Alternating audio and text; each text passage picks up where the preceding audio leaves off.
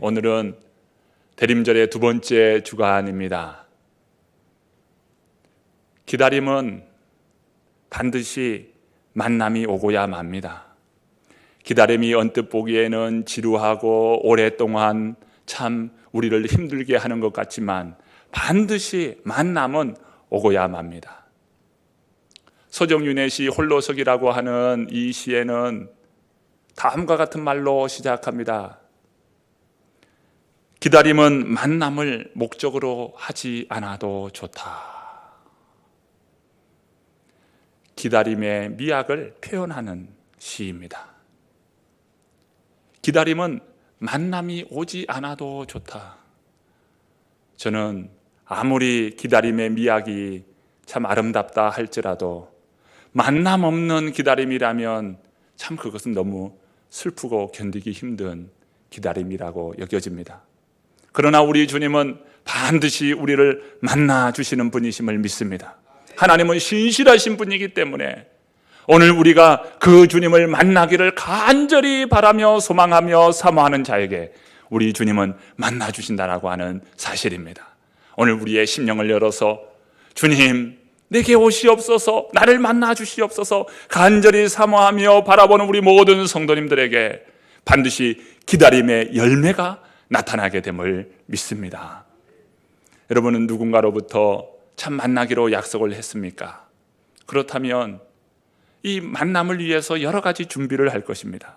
이른 아침부터 서둘러서 참 몸을 씻고 머리를 단정하게 꾸미고 그리고 여성 같으면 화장도 하고 옷을 이것저것 걸쳐보면서 때로는 장신구도 착용하면서 여러 가지를 준비합니다. 기다림의 설렘이지요. 만남에 대한 설렘이지요. 우리가 주님을 만나기 위해서도 반드시 준비해야 할 것이 있습니다. 주님을 만나기 위해서 무엇을 준비할까요? 우리가 주님을 만나는 유일한 길이 있는데 그것은 바로 십자가입니다. 십자가는 예수님께서 우리를 위하여 친히 보혈과 희생을 통하여서 우리 주님께서 너를 사랑한다, 내가 너를 사랑한다 라고 하는 그 증표가 바로 십자가입니다. 우리는 십자가를 앞세워서 주님을 만날 수 있는 거예요. 십자가 없이 주님을 만날 수가 없습니다. 그러므로 우리가 주님을 만나기 위해서는 꽉 붙들어야 하는 것이 있는데 그것이 바로 십자가입니다. 여러분, 이 대림절에 우리 주님 오심을 간절히 사모하며 기다립니까? 기다리는 우리 성도님들은 십자가를 꽉 붙들 수 있기를 바랍니다. 십자가를 놓치고서는 주님을 만날 수 없어요. 그러므로 십자가는 주님과 우리 사이가 만날 수 있는 다리와 같은 가교 역할이 바로 십자가인 것입니다. 사도 바울과 바나바는 이고니온에서 많은 유대인들과 허다한 헬라인들에게 바로 십자가 복음을 전했습니다. 그리할 때 그곳에 있는 유대인들과 많은 헬라인들이 주님을 믿게 되는 놀라운 역사가 일어납니다. 본문 1절의 말씀입니다. 우리 함께 읽어보겠습니다. 함께 읽습니다. 이에 이고니온에서 두 사도가 함께 유대인의 회당에 들어가 말하니 유대와 헬라의 허다한 무리가 믿더라. 많은 유대와 헬라의 사람들이 예수 그리스도를 믿게 된 것입니다. 그러나 그 중에는 예수님의 그 복음을 거부하면서 십자가 복음을 거부하면서 믿기를 거부하며 악한 마음으로 선동하는 사람들도 있었다는 것입니다. 본문 2절 말씀입니다. 함께 읽어봅니다. 그러나 순종하지 아니하는 유대인들이 이방인들의 마음을 선동하여 형제들에게 악감을 품게 하거늘. 복음이 전해질 때면 마음이 나누어지는 것을 보게 됩니다. 어떤 이들은 예수 그리스도를 믿는 믿음의 사람이 있는가 하면 어떤 이는 그 예수 그리스도를 믿는 것을 거부하는 사람들이 있어요. 그런데 놀랍지요. 예수 그리스도를 믿는 자들에게는 영생의 은혜가 주어지지만 예수 그리스도를 믿지 아니하는 자에게는 영벌이 주어진다는 거예요. 표면적으로는 예수 그리스도를 믿느냐 믿지 않는 자로 갈려지지만 그러나 궁극적으로는 그 인생이 영생의 축복을 누리느냐 아니면 영벌에 처하게 되느냐 놀라운 갈림길 가운데 서는 것입니다. 우리가 신앙생활 하다 보면은 때로는 이렇게 감정이 서로 맞지 않아서 이 성도 간에 마음 상하는 일이 때로는 있습니다. 이거는 어느 곳이나 다 있는 것이죠. 그런데 어떠합니까? 그 일로 말미암아 어떤 이는 교회를 등지고 신앙을 등지는 사람이 있어요. 참으로 안타까운 일입니다. 그런 일을 만들어서도 안 되겠지만 여러분, 이럴 때에 영적인 분별력이 우리 성도님들에게 있기를 바랍니다. 마음의 감정 때문에 천국을 버리는 거예요. 이게 얼마나 어리석은 일이에요. 여러분, 오늘 우리의 삶에서 영적인 분별력을 갖고 절대적으로 오늘 우리의 심령에서 하나님을 믿고 주 예수를 믿음으로 말미암아 구원 얻는 이 놀라운 생명의 복음 가운데 거하는 복된 성도님들 되시기를 바랍니다. 본문 3절의 말씀입니다. 우리 3절 말씀 함께 보실까요?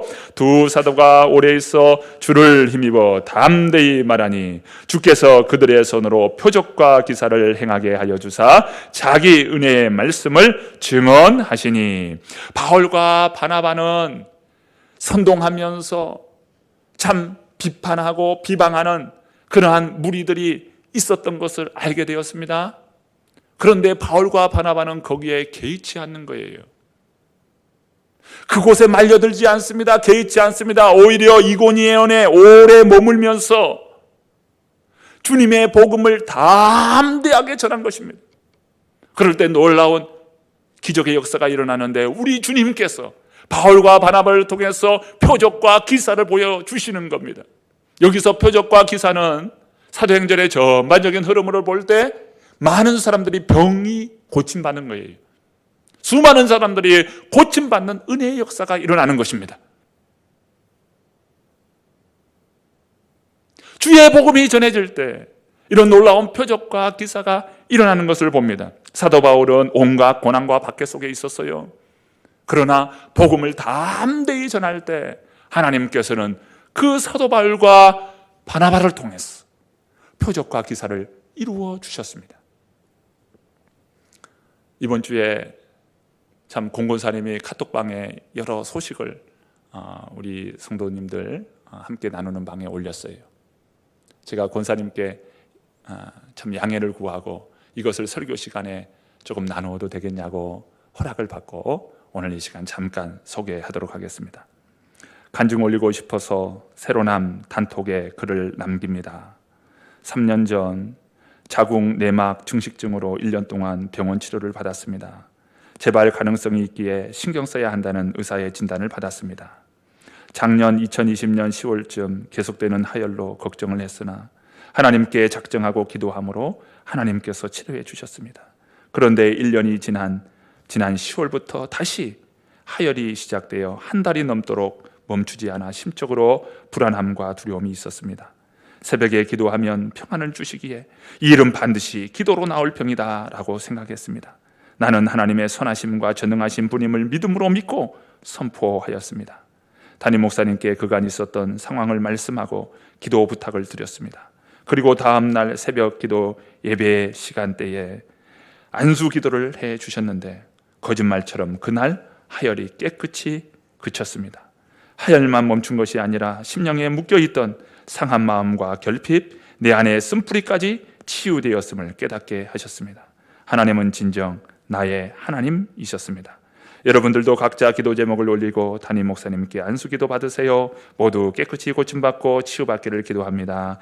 감사드립니다. 이런 간증의 내용을 올렸습니다. 우리 주님께서 나를 만나주시고 나의 병듦을 고쳐주셨을 때에 그것은 주님이 나를 사랑한다는 증표를 몸에 지니게 되는 것입니다. 주님이 나를 사랑하시는구나, 나를 만나주고 계시는구나, 나와 함께하고 계시는구나, 그것을 몸에 지니게 되는 것이에요. 저는 그 소식을 듣고 이 새벽 시간에 기도하는데 공권사님이 앞에 항상 앉아 계셔요. 그래서 기도를 해드려야 되겠다라는 마음을 가지고 기도합니다. 하나님의 살아계심을, 하나님이 나와 함께 하심을, 하나님이 나를 붙들고 계심을 몸에 지닐 수 있도록 하나님 치유의 기적을 베풀어 주옵소서. 주님께서 역사하여 주옵소서. 간절한 마음으로 기도하였습니다. 하나님께서 그의 약함과 또 소원의 기도를 들으시고 모든 병을 치료해 주셨음을 믿습니다. 하나님께서 하시는 일이지요. 모든 영광을 하나님께 올려드립니다. 여러분, 혹시 하나님을 믿는데도 하나님이 정말 나와 함께 하시는가? 하나님은 정말 살아계시는가? 하나님은 나를 인도하고 계시는가? 이런 의심이 드는 분이 계십니까?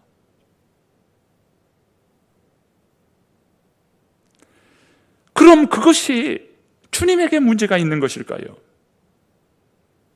그것은 내가 정말 하나님 말씀 앞에 나의 삶을 하나님께 맡기고 그 말씀 앞에 나의 삶을 던져본 경험이 없다는 그러한 의미 아닙니까? 하나님은 살아계시고 하나님께서는 말씀하시고 약속하신 그 말씀대로 이루어 주실 것이라고 하는 그 믿음 위에 나의 삶을 맡기고 그 말씀 앞에 나의 삶을 던져본 경험이 없다는 것 아니겠어요? 오늘 우리가 하나님의 살아계심 앞에 하나님의 능력의 말씀 앞에 그 인생을 그 말씀 앞에 내어 맡기고 나의 삶을 그 말씀 위에 던지고 우리가 주님의 말씀에 신실하게 믿는다면 말씀대로 이루어질 줄로 믿습니다. 하나님의 말씀에 자신을 내던져본 사람만이 하나님께서 나를 이끌고 계시는구나 라는 것을 경험하게 될 것입니다. 바울과 바나바는 고난과 박해 가운데서도 하나님의 복음을 담대하게 전하였습니다. 바울과 바나바에게 표적과 기사가 일어납니다. 왜 하나님께서 바울과 바나바를 통해서 이런 표적과 기사를 주시는 걸까요? 전도자를 위로하고 격려하시기 위하심입니까? 표면적으로 그렇게 이야기할 수 있어요. 그러나 근본적으로는 그것이 아닙니다. 바울과 바나바를 위로해 주시기 위해서 표적과 기사를 주는 것이 아니에요. 복음의 진정성, 하나님의 말씀 자체의 권세와 능력이 있음을 보여주신 거예요. 하나님은 살아계신 하나님이요, 우리와 함께 하시는 하나님이시요. 그 하나님은 기사와 표적을 통해서 오늘 그 하나님의 말씀이 진정한 하나님의 말씀으로 함께하고 있다는 것입니다. 여러분, 그 말씀 자체의 능력이 있음을 믿습니다. 오늘 우리 모든 성도님들은 하나님의 말씀을 받고 하나님의 말씀을 대할 때 믿음으로 받고 믿음으로 그 말씀 가운데 여러분의 삶을 맡길 수 있기를 바랍니다. 하나님은 사람이 아니에요. 사람의 일이 아닌 것입니다. 주님의 일은 사람의 일이 아니에요.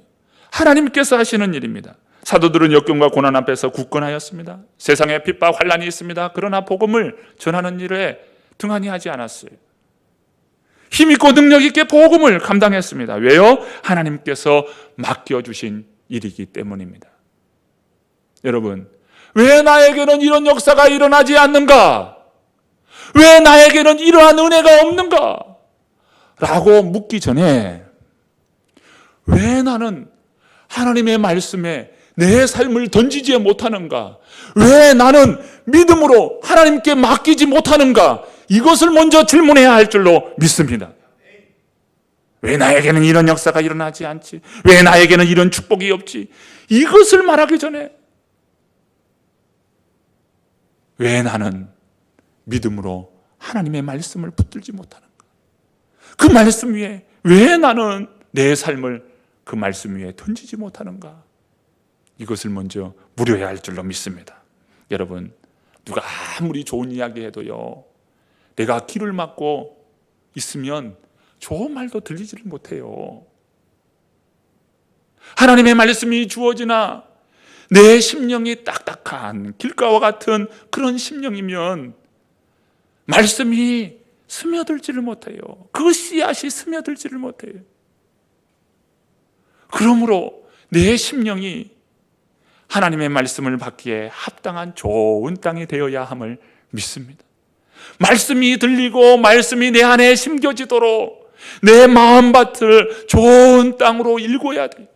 좋은 땅으로 일궈질 때 하나님께서 이른 비와 늦은 비에 축복을 주시고 그로 말미암아 그 싹에 은혜를 주심으로 말미암아 온 땅에 참으로 곡식으로 뒤덮이게 되는 것입니다.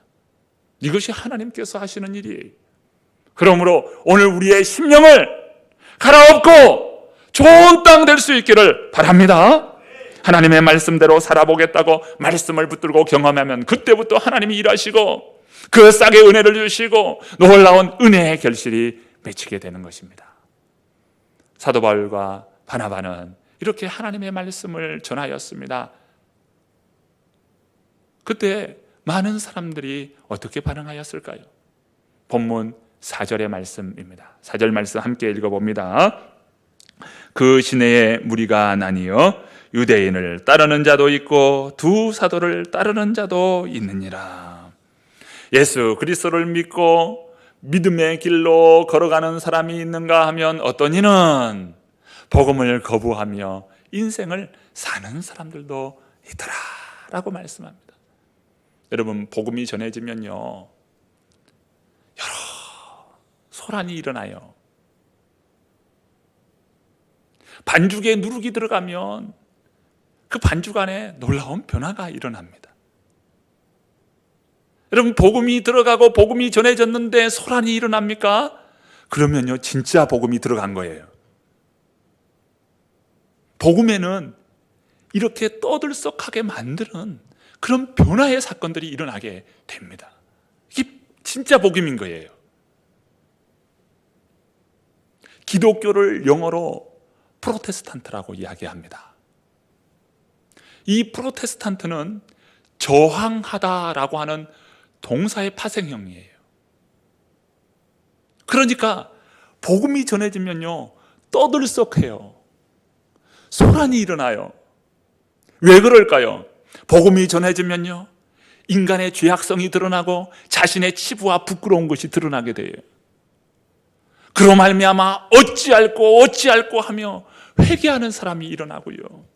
또 이거의 역작용 반작용으로 복음을 심하게 거부하며 반항하는 그런 사람들이 일어납니다. 그러므로 복음이 들어가는 곳에는 소란이 있어요.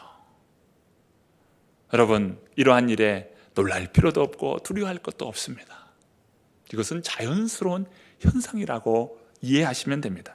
이고니온의 복음을 거부한 유대인들은요, 마침내 최후의 수단을 동원하는데요, 본문 5절 말씀입니다. 자, 5절 말씀 읽어봅니다. 유대인과 이방인과 유대인과 그 관리들이 두 사도를 모욕하며 돌로 치려고 달려드니, 복음을 거부한 이 유대인들과 이방인들은요, 그 지방의 관리들을 포섭했어요. 그러면서 바울과 바나바를 모욕하며 돌로 치려고 했습니다.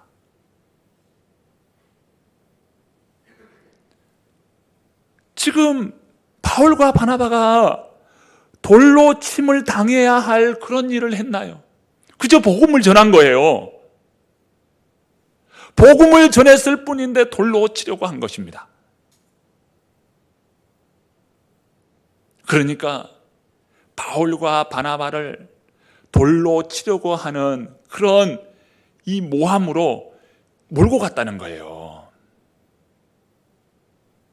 이고니온의 법에 따라서 복음 전하는 일로 말미암아 돌로 치는 그런 법이 있나요? 그런 법은 없어요. 그런데 이런 일이 일어나는 거예요.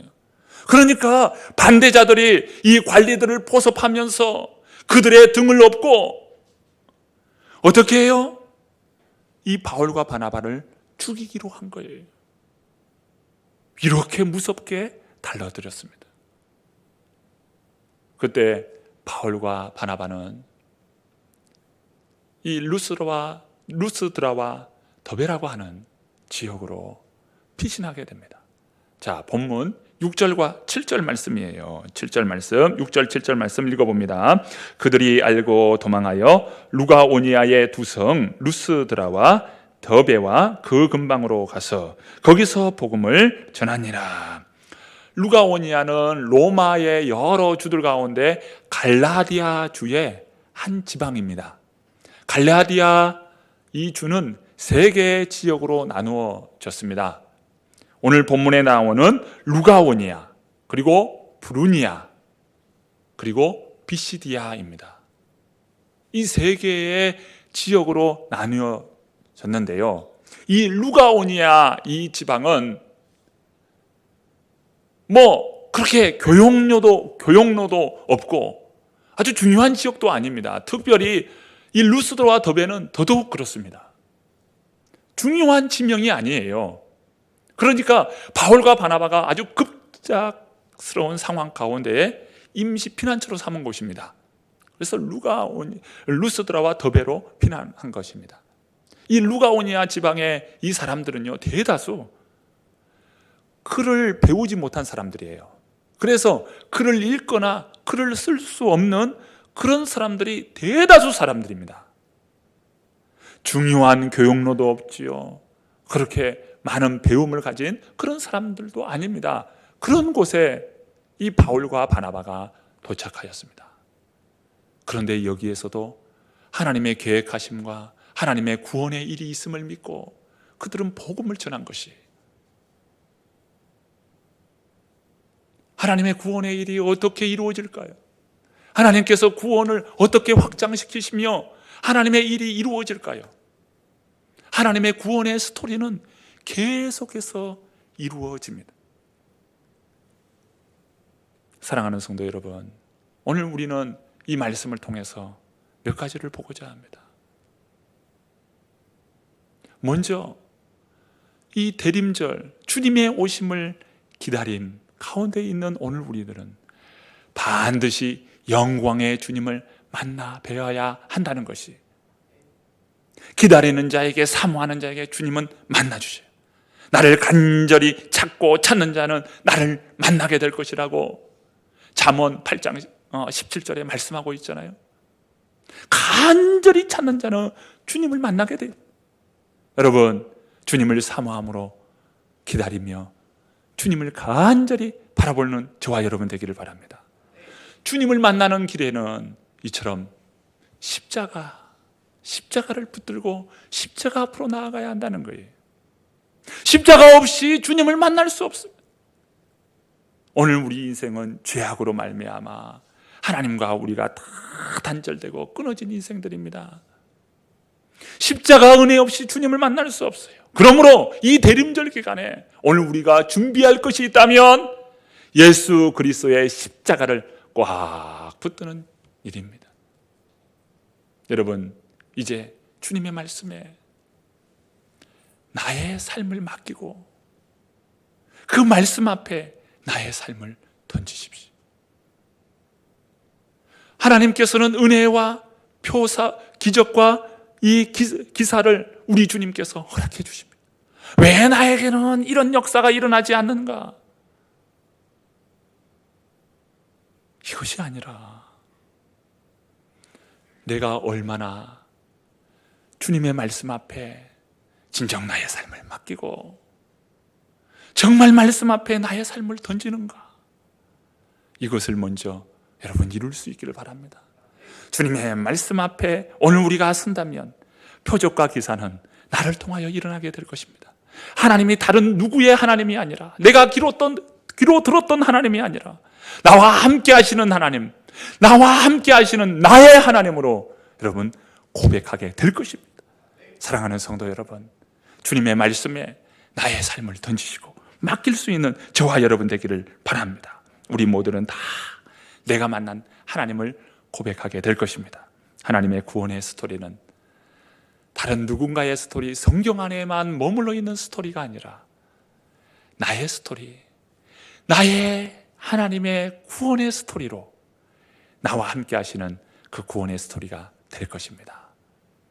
나의 삶을 하나님의 말씀 위에 던지는 저와 여러분 되어 놀라운 은혜와 축복을 누리는 복된 대림절 되시기를 간절히 축원합니다.